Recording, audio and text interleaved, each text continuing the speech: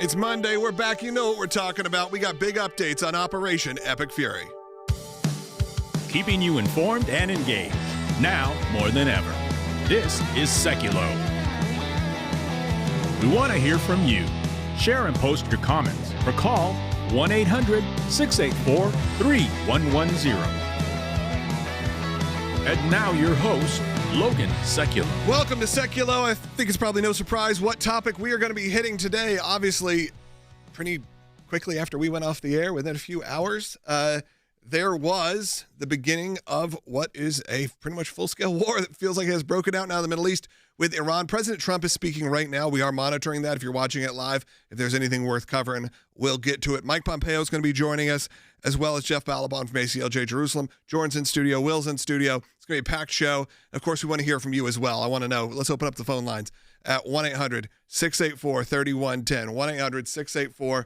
1-800-684-3110 to be on the air today. Again, give us a call. I'd love to hear from you. Like I said, President Trump is speaking as we speak. Do we want to go ahead and play something from President Trump, or do we want to? Let's go ahead and roll this. This just happened moments ago. It's a White House event where a Medal of Honor is being given out. It's a Medal of Honor ceremony. But, of course, he updated quickly the American people on Operation Epic Fury. Let's go ahead and play this bite. Let me provide a brief update on Operation Epic Fury. Today, the United States military continues to carry out large-scale combat operations in Iran to eliminate the grave threats posed to America by this terrible terrorist regime. Following our obliteration of Iran's nuclear program in Operation Midnight Hammer a short while ago, we warned Iran not to make any attempt to rebuild at a different location because they were unable to use the ones that we so powerfully blew up, but they ignored those warnings and refused to cease their pursuit of nuclear weapons. In addition, the regime's conventional ballistic missile program was growing rapidly and dramatically, and this posed a very clear, colossal threat to America and our forces stationed overseas. The regime already had missiles capable of hitting Europe and our bases, both local and overseas, and would soon have had missiles capable of reaching our beautiful America. The purpose of this fast-growing missile program was to shield their nuclear weapon development and make it extraordinarily difficult for anyone to stop them from making these highly forbidden, by us, nuclear. And that was President Trump just moments ago. He's still speaking right now. Again, this was at a Medal of Honor? It's a Medal of Honor ceremony. He's actually moved on from the Iran topic at this point. But he spoke at this ceremony, as well as Secretary of War Pete Hegseth spoke this morning. We will get into that as well. He laid out a three-part objective that the United States military is carrying out, as well as a loose timeline. I mean, obviously, you got to let them do and fight and achieve the objectives. However, what we are seeing here now also, and we will discuss, is the pushback you're seeing from the left and some within the MAGA base. We'll talk about the successes that we have seen already, as well as a lot of the other analysis that we uniquely are able to provide for you here at the ACLJ. If you've ever been supportive of any war, I'm not talking about you're a Quaker and you're like opposed to war and no war, but if you've ever supported a war and you find yourself on the other side of this one, I think you got to look at yourself in the mirror and realize that you just have a problem with anything President Trump could possibly do. Look at the people in the streets. Look at the Persian people. Look at the screaming, in celebrations. All over the world. Yeah. All over the world. It's praising happening. Netanyahu even. Praising President Trump. Praising America. And that's what we love to see around the world. Yeah. So if you have a problem with that, I think you need to check yourself and look yourself in the mirror, because that is not what's happening worldwide. This is a big moment. Of course, there could be issues, but we will cover those as well at 1-800-684-3110. If you want to be on the air, we got 3 lines still open for you. Again, 1-800-684-3110. The ACLJ, we're built for moments like this. We're working across the globe to make an impact. You know that. Our work international has been a huge part of the ACLJ. We always try to focus on it when we can. You need to get engaged. That's why we'll even have Jeff Balaban on from ACLJ Jerusalem and Mike Pompeo a little bit later on in the show. So stay tuned. Don't go anywhere, and give us a call.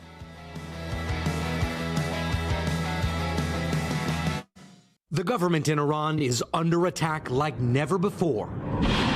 President Trump monitored the strikes from his Florida resort with top aides and announced them to the world on social media at 2:30 in the morning. The United States military is undertaking a massive and ongoing operation to prevent this very wicked, radical dictatorship from threatening America. U.S. Central Command released video showing cruise missiles firing from an American warship and fighter jets taking off. In a joint operation it described as the largest regional concentration of American military firepower in a generation. The attacks began Saturday morning, targeting Iran's leadership, its military and nuclear facilities. Iranian television showing massive craters, plumes of smoke and debris scattered throughout Tehran. The initial assault lasting hours. The president telling NBC News in a phone interview Sunday that the operation in Iran was, quote, ahead of schedule, and that one acceptable outcome would be decapitating the regime, a process well underway with the killing of Khamenei Saturday. Combat operations continue at this time in full force, and they will continue until all of our objectives are achieved. The administration's analysis was that Iran's efforts to reconstitute its nuclear program after last summer's strikes, along with its refusal to discuss its ballistic missile program, constituted a, quote, intolerable risk to the U.S., according to senior administration officials. The calculus, a preemptive strike would risk fewer U.S. and allied casualties than sitting back and waiting. We're undertaking this massive operation not merely to ensure security for our own time and place, but for our children and their children, just as our ancestors have done for us many, many years ago. This is the duty and the burden of a free people.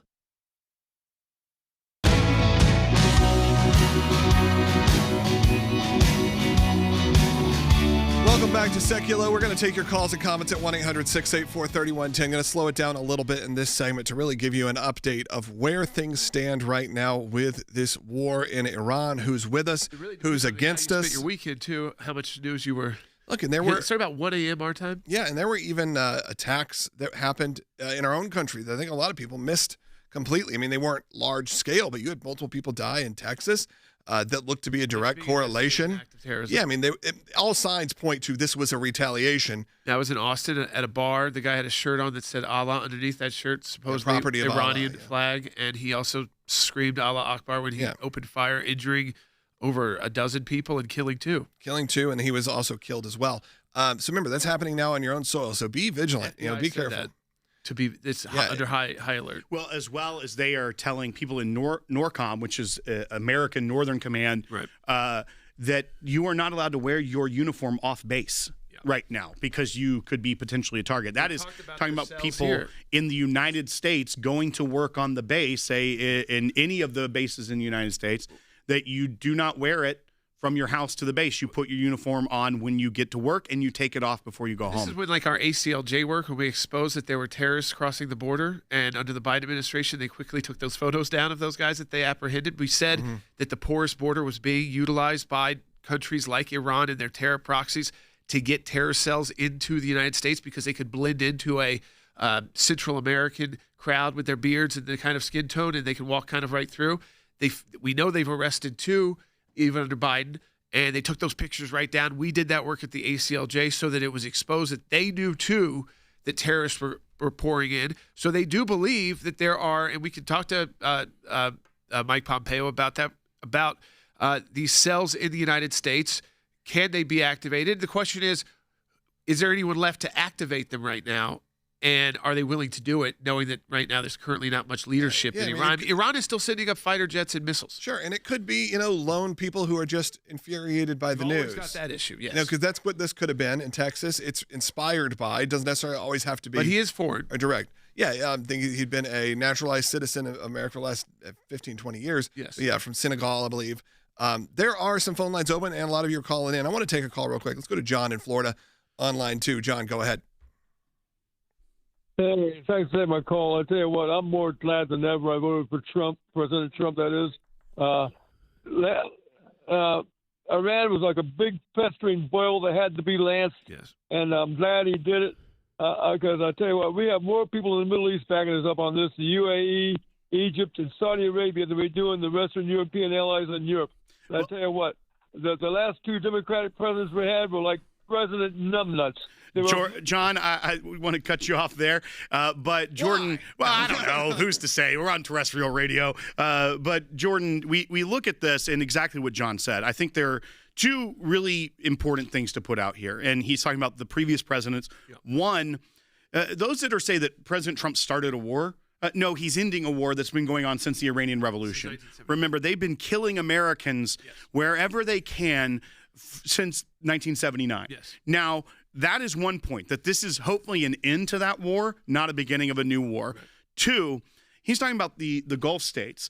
Iran's miscalculation here, and maybe it's because of the loss of leadership initially, like the very first strike took out their supreme leader, right. But the recklessness that you've seen of attacking the UAE, Qatar, the Kuwait, the international airport, the main terminal in Kuwait, you're talking about Bahrain, all of these countries that are actually friendly with Iran. Many of them are not just like neutral, but friendly with Iran. And they're not attacking military installations. They were attacking with ballistic missiles, civilian sites, hotels in Dubai, the commercial airport terminal at the international airport in Kuwait.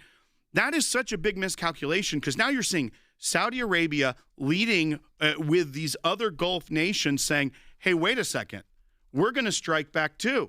What are you doing here, Iran? Yes, I think, listen, Iran's entire miscalculation was they lost Hamas after October 7th. They lost 50% of Gaza is now not even under control of any Hamas elements. Hezbollah was decimated, and Nasrallah that taken out. And you had I think two more successors to him taken out. Hezbollah, the pagers, all of that. So they no longer had, and in Syria, because of the overthrow of the Assad government and really their own civil war that's been ongoing since the end of ISIS, they're not effective anymore for Iran. So Iran no longer had the surrounding terror groups ready to go whenever Israel would strike. We knew that when Israel took action after October 7th, and there was minimal action by those groups. Hamas did what they could with their smaller rockets, but they didn't do much. Iran fired what they could, and we're seeing that firing into Israel seems like it's gotten less and less by the day. And so the decision, though, to try and hit the UAE, Saudi Arabia, Qatar, yes, we have bases in those places, but they weren't just hitting those American bases. That is how, again, the Middle East unites around the Abraham Accords. And we can, without necessarily putting hundreds of thousands of boots on the ground, President Trump could be known as the president that did bring peace to the Middle East. It doesn't mean that everywhere is going to be perfect all the time and that it's all going to be a democratic republic, because that doesn't necessarily work in this part of the world. But what it does mean is that there are new allies. And when Israel is being fired on by the same enemy as the UAE is being fired on, and Qatar and Bahrain, and Yemen is firing, and the Houthi rebels are firing at our allies as well, this is a new alliance. And it shows, by the way, we can be allies with Israel and those other countries at the same time to take out a country and leadership, which is the terror leader of the world, Iran, and do it together without Europe. Yeah, and in Europe theory, looks like a joke right now. Yeah. They were condemning this, and these actions should be taken.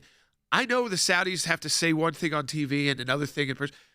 They don't want a nuclear Iran, and this is probably the end of that. Yeah, I think that there is also, like you said, a rallying around Israel that could very well happen from these other, like you said, Western-leaning.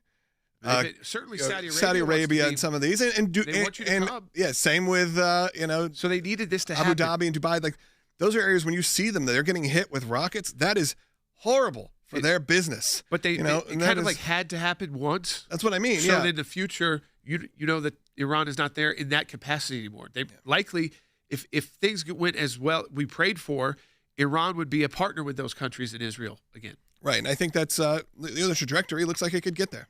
Well, and I think one thing that we do need to be clear on, too, is that this is early stages. This is just the third day of this war. And U.S. troops have been killed. It is easy to be triumphant when you have taken out one of the most manifest evils on the planet, the Ayatollah. Also, it could be celebrated even without the conflict being done. Yes, but it means that we still are not done. And the Secretary of War laid out the 3 objectives of this as operations are ongoing.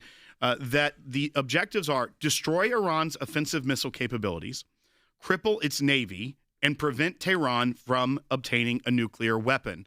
There are reports right now that Isfahan is being bombarded. That is one of the key nuclear sites. So a new wave of attacks is targeting that. That are the reports. There's a lot of other things to get into, as well as the press got an opportunity yesterday with a 3-hour phone call with the administration on background from administration officials, giving some of the details of what led to this, the reasons they believed that they were at a dead end with Iran, things like the United States offered to provide Iran with nuclear material for their civilian purposes, for what they claim they need to do medical research, for domestic energy production, things that they have never actually used their enriched uranium before for their own purposes. They normally just buy it from Russia. The United States offered to give them that nuclear fuel in perpetuity if they would give up their own centrifuges and enrichment. That was not enough for Iran. Iran was just trying to kick the can down the road and deny that they were building a nuclear weapon, when all the signs is that that's why they had the 60% uranium. They had their own centrifuges that could get it from 60 to 90 in just a matter of a week.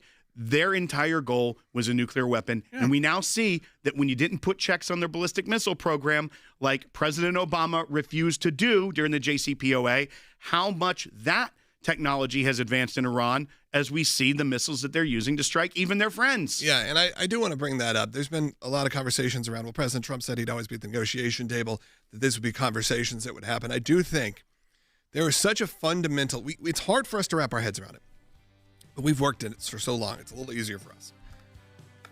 There is a fundamental disconnect between your values and the values that someone like the Iranian government, the Ayatollah, have. For human life, for humanity, for people in general. Those are Western values. Those are Christian values. Those are not values that find themselves native. They're not just born into us. It feels like they are sometimes, but they're not. So when you try to get to the negotiation table with people that don't value their own people, or don't value their own lives, or don't value any kind of peace, you end up with these kind of situations. I'm going to take your calls coming up, 1-800-684-3110. I believe we have Secretary Pompeo up next. In the next segment, yes. All right, stay tuned. You're not going to miss that. This morning, the fallout spreading across the Middle East after US and Israeli strikes took out much of Iran's leadership, including Ayatollah Khamenei, over the weekend. We're hitting them surgically, overwhelmingly, and unapologetically. In the past few minutes, we got an update on the conflict from the chairman of the Joint Chiefs of Staff, that's General Dan Kane, and Defense Secretary Pete Hegseth. For 47 long years, the expansionist and Islamist regime in Tehran has waged a savage, one-sided war against America. They didn't always declare it openly, except for their constant chants of death to America. They did it through the blood of our people. Car bombs in Beirut, rocket attacks on our ships, murders at our embassies, roadside bombs in Iraq and Afghanistan, funded and armed by Iranian Quds Force and IRGC killers. My generation of veterans carry the names of brothers who never came home. Brothers butchered by Iranian-backed roadside bombs and well-armed militias, thousands of our own. We didn't start this war, but under President Trump, we are finishing it. Secretary Hegseth say that the goals of this operation are to eliminate Iran's missiles, their missile production capability, their navy, and anything that remains of their nuclear problem, to essentially prevent Iran from projecting strength or violence anywhere beyond its borders. This might be the most impressive military operation in our lifetime. And that's easy. Those are big words. That's easy to say. But when you start a press briefing saying that Space and Cyber Command was the first to act, and then you look at all the groundwork laid from the entirety of President Trump's tenure, from Abraham Accords I mean, honestly, right now we're looking at this saying that Midnight Hammer and Maduro were dress rehearsals for this operation. I mean, you talk about working the kinks out. That's how you work the kinks out for an operation like this. It's incredibly impressive.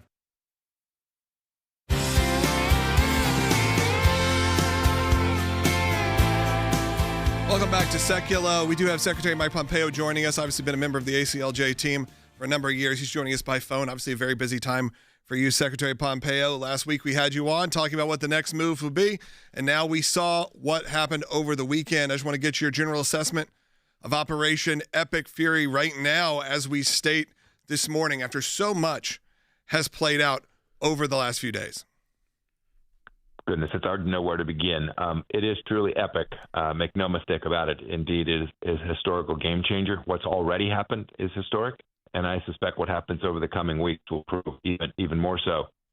This is a president who made the proper determination that the risk to the United States, for America, the security risk was just too great to sit by while they continued to try to rebuild the nuclear program, to continue to put missiles in place. They'd cut a deal with the Chinese to take any ship missiles, some 1,000 of them over the course of the next several months, putting our fleet at real risk. This was necessary. It was the timing was necessary, and what our military has accomplished is truly remarkable. A couple thousand strikes against military targets, taking down dozens of senior Iranian officials. Many said this could not be pulled off. President Trump, I think, was convinced that it could be. And in spite of the fact that we all mourn the loss of the 4 soldiers who have perished to date, this was a noble and remains a noble and righteous effort.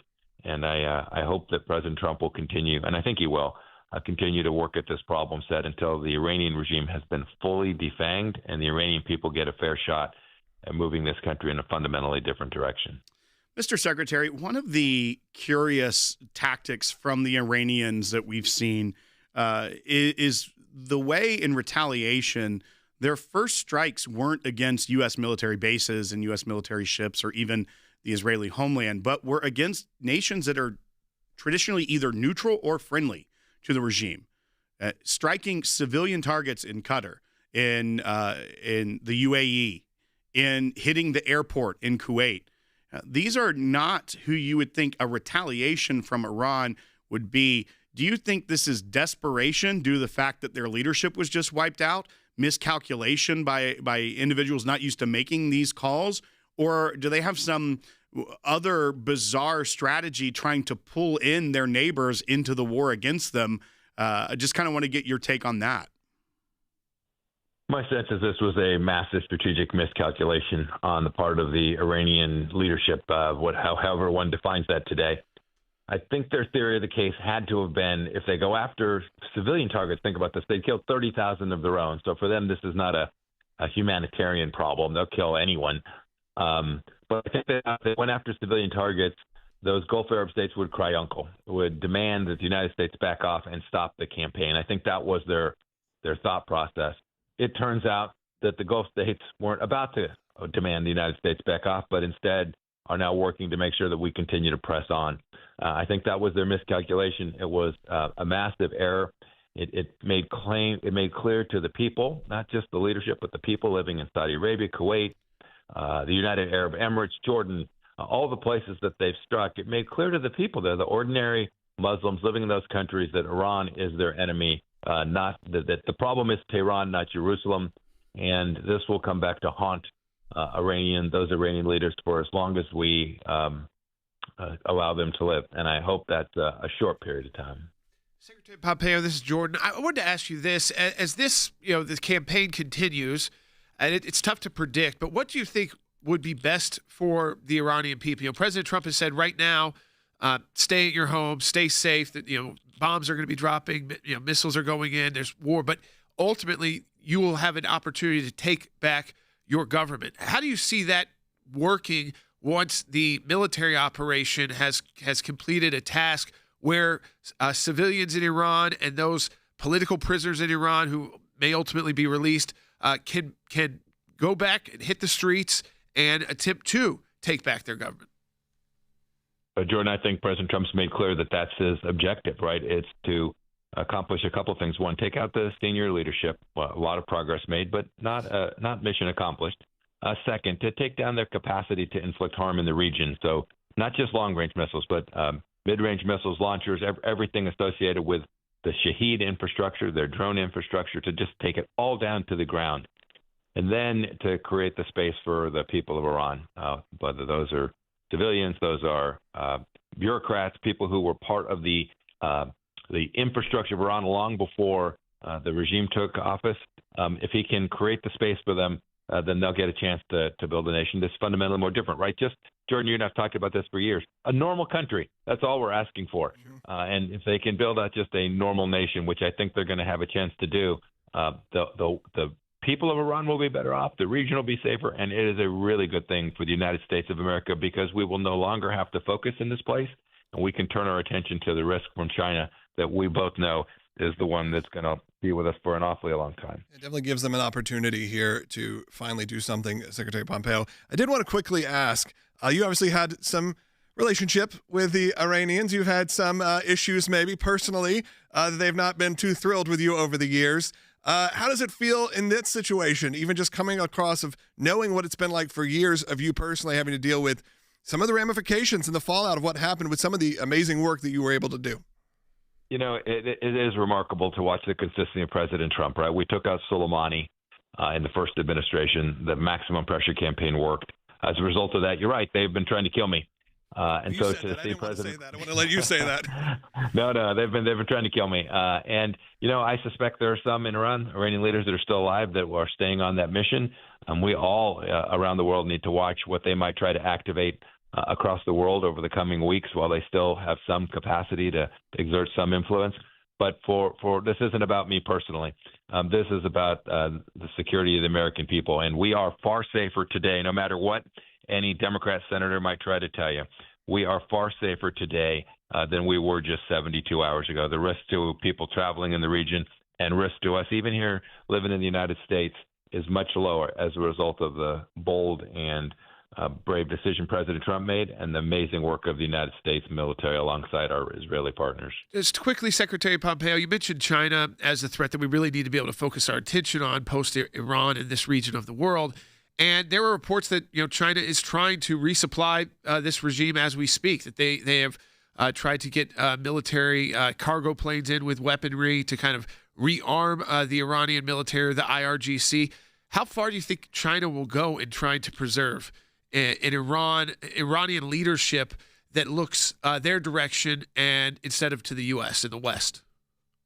Well, I think they've demonstrably failed to help Iran in the moment that mattered most. So anybody who's thinking about China as a military partner is probably looking for a different solution today. But your point's a good one. The Chinese aren't going to walk away from what is a central pillar of their security apparatus in the Middle East, right? They have counted on the Iranians to provide them cheap crude oil. They'll stay at that. They will try to win the post-war political fight, and we need to make sure that the leadership in Iran, as it rises up and reforms after this effort, is with the West, is firmly ensconced with the United States and the Gulf Arab states, and not the Chinese Communist Party. That's why I want to get that in. Absolutely. Secretary Pompeo, on days like today, there's really no better voices we could hear from people that have been directly involved in this, and I think it's always important to hear from you. So thank you so much. Look, we got a second half hour. The first half hour blew by. Second half hour coming up, and we're going to be joined by Jeff Balaban, head of ACLJ Jerusalem. It's going to be a packed show, so make sure you want to be a part of it. I'd love to hear from you. Look, how do you feel? Will and I have been texting, late at night because with mixed emotions of how we feel about everything. It is such a wild time. Obviously, a moment that should be celebrated and definitely will be talked about in history if things pan out the way we hope they do. 1-800-684-3110 or join us wherever you get your podcast right now live for second half hour coming up. Right now, your most sacred rights are under attack. Your right to free speech, your right to worship, your right to educate your children the way you choose. If successful, these attacks will have a destructive impact on the future of our republic. We're fighting in courtrooms across the country to have a lasting impact, defending and upholding the values our nation was founded on. From protecting the rights of kids to pray, to defending pro-life counselors and pastors in court after they were unlawfully harassed and arrested.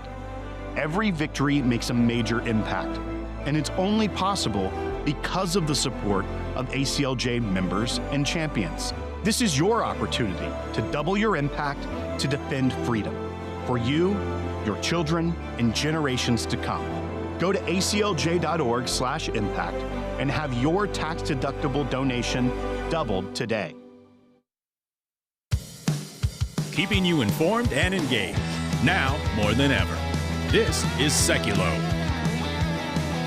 And now your host, Logan Sekulow. Welcome back to Sekulow. Jordan's in studio, Will's in studio. Phone lines are open for you at 1-800-684-3110. We just heard from Secretary Pompeo.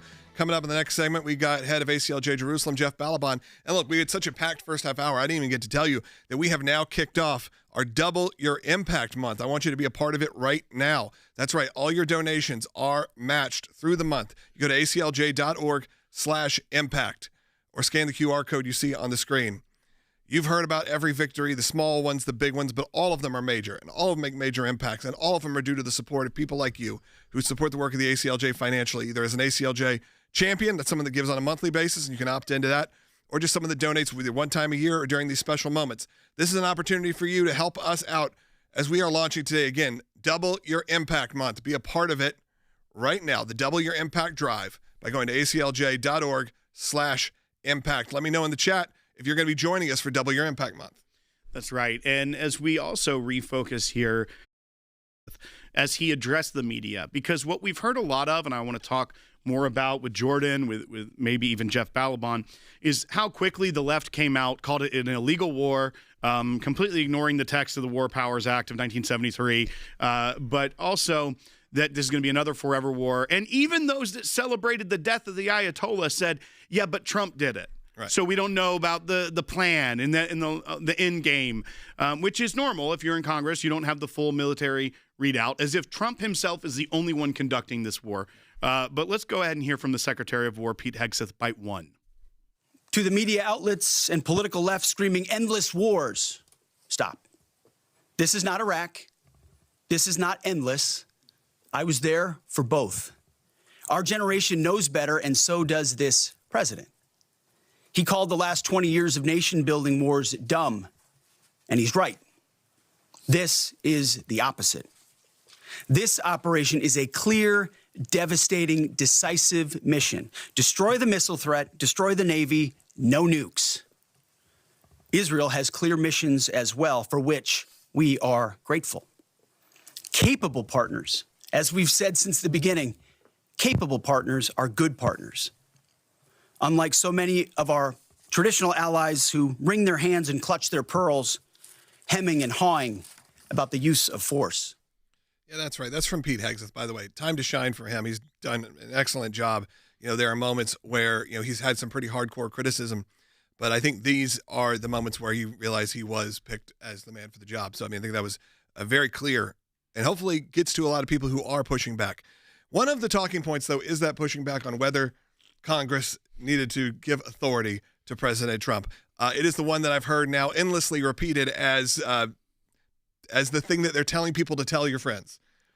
Let's give people from a legal perspective where that's actually at. I mean, you can carry out actions 30 days before you have to even notify Congress. Now, again, Congress knows now because of the media around the world. So, but that's still part of the law, 30 days. And then you get an additional 30 days after you notify Congress. That's 60 days.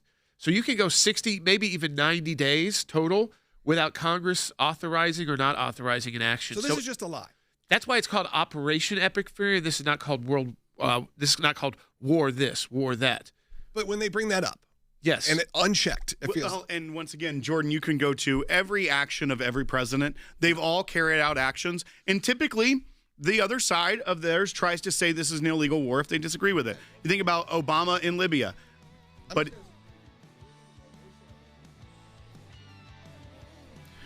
Yeah, but even you think about Obama with Libya, that was an issue that many people weren't pleased with it, but even their defense is this isn't going to be a very years-long operation. This is the objective mission is within the 60-day threshold of, and we told you about it, Congress, so nothing you can do here. 48 hours to notify, 60 days until you need anything from Congress to authorize it. Any discussion here, no one's talked about this going on for more than weeks was like the longest we've heard. Yep, absolutely. Jeff Balaban from ACLJ Jerusalem joining us on the next segment. followed by your phone calls. Get on hold right now at 1-800-684-3110. 1-800-684-3110. If you can't hear me on YouTube, I apologize. We're working on it. I know if you couldn't hear me, you wouldn't be able to hear that. So we'll be right back. Right now, your most sacred rights are under attack. Your right to free speech. Your right to worship. Your right to educate your children the way you choose. If successful, these attacks will have a destructive impact on the future of our republic. We're fighting in courtrooms across the country to have a lasting impact, defending and upholding our values that this nation was founded on.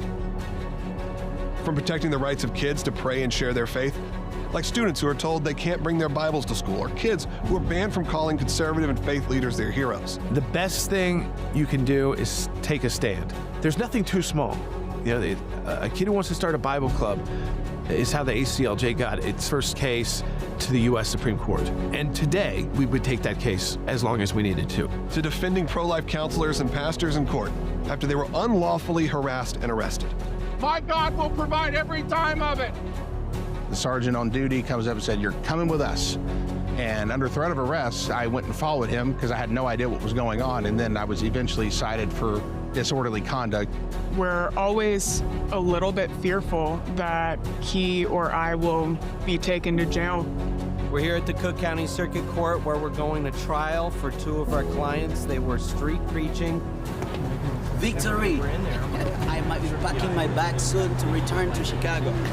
Chicago, get ready to see me again. Every victory makes a major impact, and it's only possible because of the support of ACLJ donors and ACLJ champions.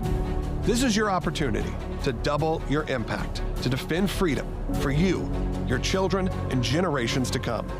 Go to aclj.org/impact and have your tax-deductible donation doubled today through our Double Your Impact Month.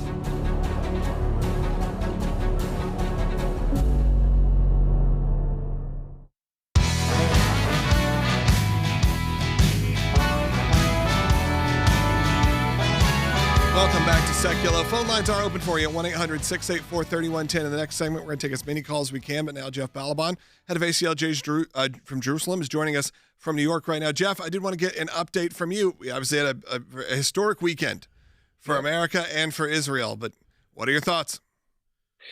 Well, they're all over the place. First of all, I'll start with today. We talked about this on Friday. This is, tonight starts Purim.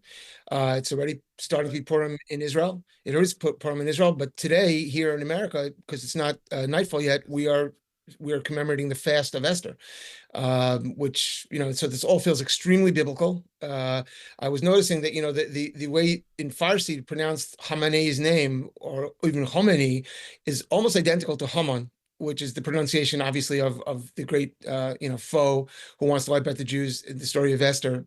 So it feels biblical. It feels biblical in the streets of Israel, where even though people are celebrating, even though they're in shelters, it's shelters all the time. It's sleepless nights. The rockets are falling down. There's been loss of life, unfortunately, tragically. They're still missing people under the rubble. But again, it's right now the numbers are relatively low. What's fascinating though is the way Iran has reacted. It seems to be that they're trying to drag in the Gulf states. I'm actually was just looking at a briefing before it's been published from Israeli military briefing about their assessment of what's happening here and where we're moved. It's right in front of me right now.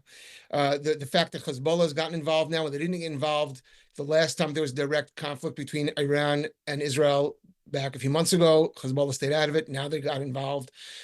So it's all new ground, but thank God President Trump seems dedicated to staying the course, changing this regime, which has inflicted terrible violence on American assets and really does have a goal and has had the goal of eradicating America, wiping out our civilization, and either replacing it with their own or just killing us. Jeff, this is obviously something we said earlier, that as those on the left, you have Rashida Tlaib, saying, you do not free a people by killing more people or destroying their country. She put that out as her hot take in the wake of this. But as well as seeing people saying, we're fighting Israel's war again, I think it's also interesting to point out, one, we all know that the original enemy with Iran was the United States in 1979 when they took our hostages. That was the beginning of this war. And every president has given some sort of lip service to those of us that really cared about this issue, that they are going to deal with Iran. And no one until now has directly taken on the leadership in Iran in a way that is this meaningful. But also, when the people that say this is just fighting Israel's war are also ignoring the fact that Israel is the one that is receiving ballistic missiles right now in their city centers. It's not New York. It's not Miami. It's not D.C. It is the people of Israel that are under direct fire from Iran as retaliation for this. So the people of Israel, even if they are civilians, are also having to fight this war on behalf of the world, as America is as well. This has been the case throughout. Those who are saying that Trump is fighting Netanyahu's war or the Jews' war either are ignorant or malicious. This is America's war from the beginning, as you point out. Iran has dictated that America is their ultimate enemy. America is the great Satan, death to America. They've been striving to reach nuclear weaponry and the delivery systems to reach the American homeland. And of course, they have zero respect for human life, even their own people's lives. Ilhan Omar immediately, she attacked, said, we're going to launch this attack because Americans love attacking Muslims on Ramadan. Meanwhile, it's the Muslims who, Iran is a Muslim country which has attacked all these Muslim countries, their civilians, during Ramadan. It's quite the opposite. We have been the recipients. We've tolerated assaults on our assets, the murders of our military personnel for decades. And Trump is saying no more. Not when we're at a point where ideology and capability are beginning to merge. And the fact that he actually gave them time from the 12-day war until now to try to negotiate, to me, that was exceptional. I don't know why he didn't go straight to war then, but he gave them the last chance, and I think he meant it. But they meant it also. They want to destroy America, and he will not tolerate it. Sure. And Jeff, also, people now are already looking at October 7th as maybe the biggest miscalculation by Iran and its terror proxies, because look at today, 2.5 years later, the Ayatollah who ordered those dead, the Hamas leadership all been killed. They have some have been replaced. The Hezbollah leadership and the Hezbollah infrastructure greatly deteriorated. You did say they're trying to engage, but I would imagine their engagement is severely limited based on the fact that they were decimated the last 2.5 years. Yeah, I mean the Hezbollah is it's not just a terror organization. It is a big, massive, well-organized army that's been training very seriously for decades. They're a serious army, like any other country's army, and so the fact that they're engaging now, they are leaderless, and also their supply chain has been severely disrupted. Again, thanks to what America and Israel did, but and to Will's point before and to your point, Israel is the front on this war for America, not the other way around. And Israeli civilians, first of all, it's a draft there. So the people who are fighting the war are school teachers and bus drivers and accountants and lawyers, and they've been fighting this incredible war, and they've been losing their lives now for quite a while. It's just the only ones who really can wage this war effectively to end this has always been the United States of America. And we've just waited for a leader to understand what's at stake for the United States of America. And we have this president, and thank God we do. And Jeff, one other thing as we look forward, obviously this is the very early days of this. Hopefully, we've heard from the United States that we have air superiority over Iran now, meaning that we can freely conduct these missions without the constant threat of their air defense systems. That is a positive step to be able to take out more of the ballistic missile launchers. They have the mobile launchers, which makes it a little bit harder to find as they have to scour the country for them. But the military seems to be doing a good job of that. The key to keeping this short will be eliminating their ability to project that might outside of their borders. To be able to shut down their ballistic missiles that are going to the Gulf region, some of their traditional friends, as well as Israel and the U.S. military that is stationed there. We don't know how far this goes at this point. We are still praying for a short operation. but also an effective operation that will give the opportunity for the people of Iran to take their country back, to regain what was such a wonderful Western-style country before the Islamic Revolution that has put them under oppression for so long. What are you hearing from Israel and others about kind of the way the operations are going as far as the timeline, and then also what the hope is on the other side of this? So I'm going to actually, it's an excellent question. I'm going to actually read you just briefly, translating a little bit from the related to what you're saying, what's happened over the past 24 hours, and this is an Israeli military assessment, is that following the initial opening phase, operational emphasis appears to have shifted towards regime-affiliated assets while continuing to degrade Iran's missile launches and strike architecture. And that's what's key here, which is no half measures here. The Iranian people have labored under this horrible regime for decades. They're looking for freedom. We don't know what regime change is going to bring. No, and we're not going to be Pollyannish about it. And we're not going to, we're not going to say that there's no risk here. But the risk of keeping this regime or allowing this regime to continue was literally intolerable. It is a risk that could have claimed the lives of millions of Americans, and that's not overstating it, because that is a combination of the fragility and brittleness of our grid and their capacity to damage our grid. That's a longer conversation, but it's literally that they could have struck and killed millions of us. That's what they were aiming for. That's what they're hoping for. There's no way that could be tolerated any longer. Israel, meanwhile, is bearing the brunt of this, and they understand that this has to happen for them as an existential threat as well.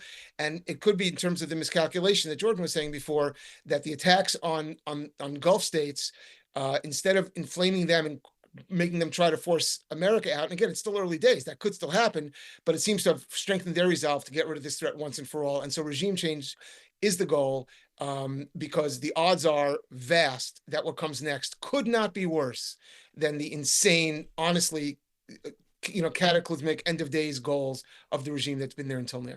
Absolutely, Jeff. Thanks for joining us again. Jeff Balbon from ACLJ Jerusalem. It's always important for us to have an office there. You can see how the ACLJ has been involved in all of these issues on a worldwide scale for decades. And you can be a part of that too if you haven't already. And this is a great time to do it. We have just launched today the Double Your Impact Drive. You know, we're always fighting in courtrooms across the country, but we are also on the world stage, whether that's at the UN, whether it's through our ECLJ, our European Center, whether it's the ACLJ Jerusalem. Every victory makes a major impact, but that's only possible because of members of the ACLJ like you and people who decide to become ACLJ champions. This is an opportunity for you to double your impact. Defend freedom worldwide for you, your children, and generations to come. I want you to go to aclj.org/impact, scan the QR code if you're watching. Have your tax-deductible donation doubled today. It's a limited time just through your Double Your Impact Drive, the Double Your Impact Month. Be a part of it right now at aclj.org, or go, again, scan the QR code. We're going to take your calls and comments coming up.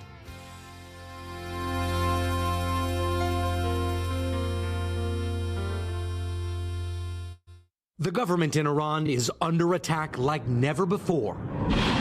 President Trump monitored the strikes from his Florida resort with top aides and announced them to the world on social media at 2:30 in the morning. The United States military is undertaking a massive and ongoing operation to prevent this very wicked, radical dictatorship from threatening America. U.S. Central Command released video showing cruise missiles firing from an American warship and fighter jets taking off. In a joint operation it described as the largest regional concentration of American military firepower in a generation. The attacks began Saturday morning, targeting Iran's leadership, its military and nuclear facilities. Iranian television showing massive craters, plumes of smoke and debris scattered throughout Tehran. The initial assault lasting hours. The president telling NBC News in a phone interview Sunday that the operation in Iran was, quote, ahead of schedule, and that one acceptable outcome would be decapitating the regime, a process well underway with the killing of Khamenei Saturday. Combat operations continue at this time in full force, and they will continue until all of our objectives are achieved. The administration's analysis was that Iran's efforts to reconstitute its nuclear program after last summer's strikes, along with its refusal to discuss its ballistic missile program, constituted a, quote, intolerable risk to the U.S., according to senior administration officials. The calculus, a preemptive strike would risk fewer U.S. and allied casualties than sitting back and waiting. We're undertaking this massive operation not merely to ensure security for our own time and place, but for our children and their children, just as our ancestors have done for us many, many years ago. This is the duty and the burden of a free people.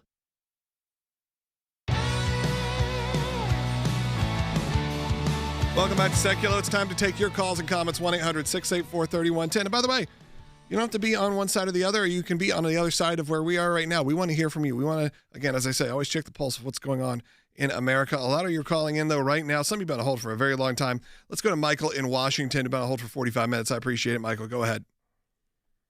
Well, hey, guys, best wishes. I hope your dad's well. Yes. My concern is, I guess, lack of information is how our domestic oil production is going. That's a major concern of mine.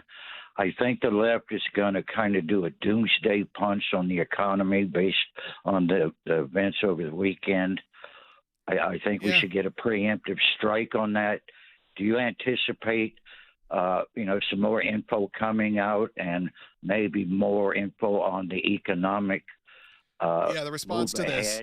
Michael, you are right that it has become another one of those big talking points I've seen, which is people are taking pictures of the gas and saying, just wait in a week, or sometimes it takes time, wait in a month, because this is going to have huge economic impact. Right. Well, the price of oil is up 5.5% today already. It'll go up and down throughout the day. A lot of that has to do with the uncertainty due to the Strait of Hormuz conditions. Iran attacked a couple of commercial ships. One was actually one of their own that was sanctioned, but they did it as a propaganda piece to be like, look, we can take out commercial vessels and shut down the oil trading and global export system. In reality, that is part of the reason why, as you heard President Trump say, that they have taken out 9 or 10 of the Iranian Navy ships, is to try and get that under control so that the Strait of Hormuz does not shut down, so that they can have ongoing exports out of the region, so that this isn't affected too badly for too long. And I think that is kind of the situation. Yeah, it's probably not a long-term issue, but it is a spike now. Yeah, I think you might see short-term spikes that go up and down by the day, and that will take time to trickle down to the actual consumer, because oil is already here that you're going to be utilizing for the next month or two. The second part is we're also coming out of the winter. We're not out of it yet, but we're now in March, so we're coming out of the coldest. We're in one of the last colder months of the year, so that also impacts price of oil. And then long term, and when I say long term, I'm still talking months here. If the Iranian regime falls completely, the Houthi rebels that have been causing so much of the issues in the Strait of Hormuz and with commercial shipping will have no more major country backing them. They won't have Iran backing them anymore, and so it will be safer to move oil around, and Iranian oil may soon be available to the Western world. And so you've opened up a new market. What happens then? Much like Venezuelan oil. Yes. What happens then? The price of oil will ultimately goes down. So I think long-term thinking here, and again, I'm doing this as an American, so long-term just big months down the road, I could see the price of oil actually going down. This is not a crisis where, like we saw in the 70s, where this regime came in and people were lined up. This is the opposite of that. Those guys have all been killed. They're gone. Some of the worst perpetrators of the hostage crisis, like Ahmadinejad, are dead. The Ayatollah, dead. It's an unprecedented time, so to make exact predictions, I think, is impossible. But short term, could we see some increases? I think yes. Could you see some decreases short term too? Possible as well. Long term, I think it makes it easier, and that's probably what the left also doesn't like. It makes it easier to move international oil. Let's go to Jeff in Ohio, who's got an interesting comment. Jeff, go ahead. Hey, thanks for taking my call. Yeah, you've mentioned that much of the leadership has been taken out, the mullahs, the brass, and whatnot. However, to help the people take their government and totally end this regime, do you think maybe the CIA and or Mossad may be quietly coordinating with Artesh brass right now to turn on the IRGC, the Basij, and the Pasdaran and shut them down for good? I would say that's probably likely, but we won't know that. I mean, and what we want is for the Iranian people to be the face. So whatever support they may be receiving in a clandestine way, ultimately, as you heard from President Trump, Secretary Hegseth, and all U.S. leaders behind this effort and our international allies in this fight, is that this is a moment for the Iranian people. Ultimately, when this campaign, when it is safe for them, as President Trump said, to not just shelter in place, to take back their government, and this may be the only opportunity they have for decades. So they will have to be on the front lines of that, and there might be fighting, and there might be those, but I believe they're willing to do it, and I do think they'll get support, but I don't think we'll ever know in this lifetime. We might not know exactly what that support is. There was a rumor going around overnight that how they found these people was due to Mossad agents who were placed as dentists who then put tracking devices in your teeth. That they said that it's been debunked, but you know what? We live in a world, and they're so in it. After the beepers, I'm like, that's not unbelievable that could actually have been what they did. They've been surveilling their movements to know that they were all in those. They were going to have those meetings, and that Iranians believe that the first strikes would usually occur in the evening, so not during the day, so that they were safe to be above ground during the day. And we flipped it on them this time, and we attacked in daylight. Yeah, I think that's the kind of not funny part, but the interesting about all this is that with the Mossad, all bets are off. Who knows? Who knows what they actually do? And it's true for our people as well. The CIA, I think, takes it to another level. Yes, absolutely. We don't even usually get to ever find out exactly how they were involved. Let's go to Brian in North Carolina. Brian, you're on the air. Hey, thanks so much for taking my call. I called a few days ago, and my one concern was not foreign policy. It was the Christian revival that was going on, and you guys called it, and I just want to commend your analytics. I love your show. I love your mission. I'm able to send a small amount of support every month to support it, and I'm just I'm almost emotional trying to talk about it because I know several Iranian citizens here where I live, and I've checked on them since this operation began, and without exception, every single one of them is thrilled because almost none of them said that it was safe for them to go back home or because their reputation is known. And some of them aren't even Christians. They don't fear for their life because of their faith. They feared for their life because they were not aligned with the present regime. Brian, I think you're right. And I think when people are going after you, maybe they go after people online, they say, how dare you do this? This is all President Trump. That's the number one way to fight back. So go talk to your Iranian or Persian friends, if they have any. Usually they live in an echo chamber, and they don't. Because you know what you're going to find? You're going to find maybe 1 out of every 100 that does not agree with this. This is where all of them seem to agree. The praise in the streets. Look what's happening right now in our country and there, all over the world. Don't let the narrative that gets put on you as some guilt trip outweigh the actual good that's happened here. We only got a minute left. So unfortunately, Ronald, I know you're a longtime caller. We'll get to you another day. I appreciate it. And Deborah, we just ran out of time. Thank you all, though, for watching. We appreciate it. And please consider supporting the ACLJ right now. Let's make day one a big day. Double your impact during the Double Your Impact month. That's right. Your donations are matched and doubled right now. Go to aclj.org/impact or scan the QR code that's on your screen. You've heard how the ACLJ has gotten involved in every issue from kids' rights to pray in school, to share their faith, all the way to our fight that has been ongoing for Israel and this issues with Iran. We have been involved with this for decades. It's nothing new here at the ACLJ. But now it's the number one story, and you can be a part of it. Help every victory happen. None of it happens without you. Become an ACLJ member, ACLJ champion today by making a donation of any kind and have your donation doubled today at aclj.org.